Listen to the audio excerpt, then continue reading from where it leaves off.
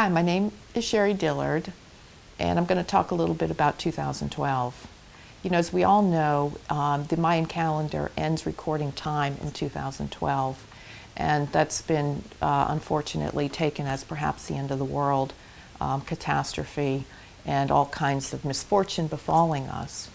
But to understand the significance of the calendar ending at that time, it's important to understand a little bit about the Mayan culture. The Mayans had a game, which was more than a game, but it was a ball game. And it was very, very important to their culture. In fact, the courts for this ball game were placed in the very center of the pyramids, in the center of their community. And it was played, this ball game was played on a stone court. In the center of the court on one side there was a ring. And the game was played by whoever won, or however it went, was getting a stone ball through this center ring.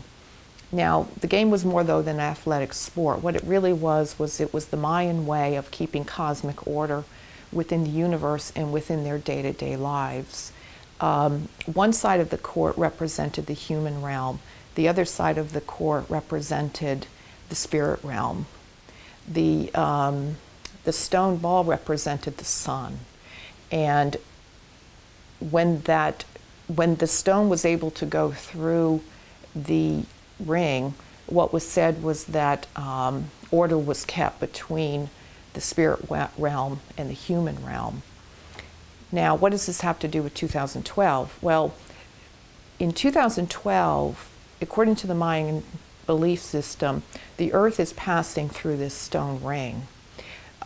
What that means is that the earth is going from human time into spirit time. And so this is when time as we know it is no longer, according to the Mayans, being recorded, is because time is entering spirit time. It doesn't mean that we're not going to have clocks and calendars in time, but what it does mean is that there's going to be in 2012 a shifting of energy. The energy that was going to be coming into our everyday lives is going to be more spiritual based. It's like a tsunami of spiritual energy coming in 2012. Now, to understand what that would mean, I want you to think about a metaphor of water.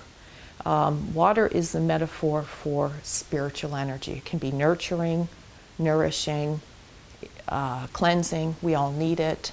But it can also be destructive. It can also cause all kinds of loss, and it's very powerful in excess.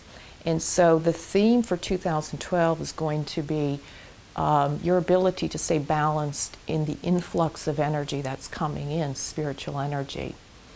The way you're going to be able to do this is going to be by opening yourself to higher vibrations of energy.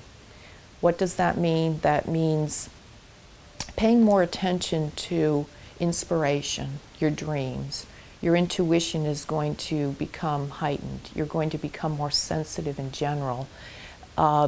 It's a time to act on those things, act on power is coming within, power has always been within the individual, but in this era, this shifting era, what's going to be happening is that this power is now going to be, that's been within the individual, is being unleashed into the collective environment, which we're already seeing in governments falling, dictatorships. We're seeing it in Occupy Wall Street movement, those kinds of things. It's going to become even more and more powerful in 2012 as that power begins to shift.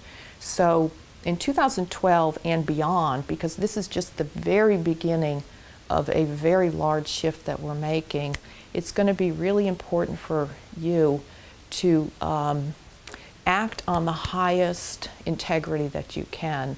Love, compassion, kindness, service to others.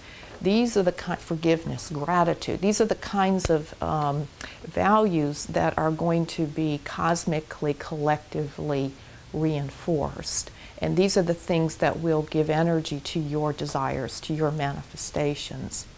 The old way of greed, fear, loss, is no longer going to be working. It never really has, but there's no energy there anymore. So in 2012, to really stay balanced, to stay safe, to stay in that flow, think of yourself as riding this huge wave of spiritual energy, and you're on the surfboard, and you've got to stay in that energy of integrity, love, compassion, care for others, service, let go of your fears, and you will manifest.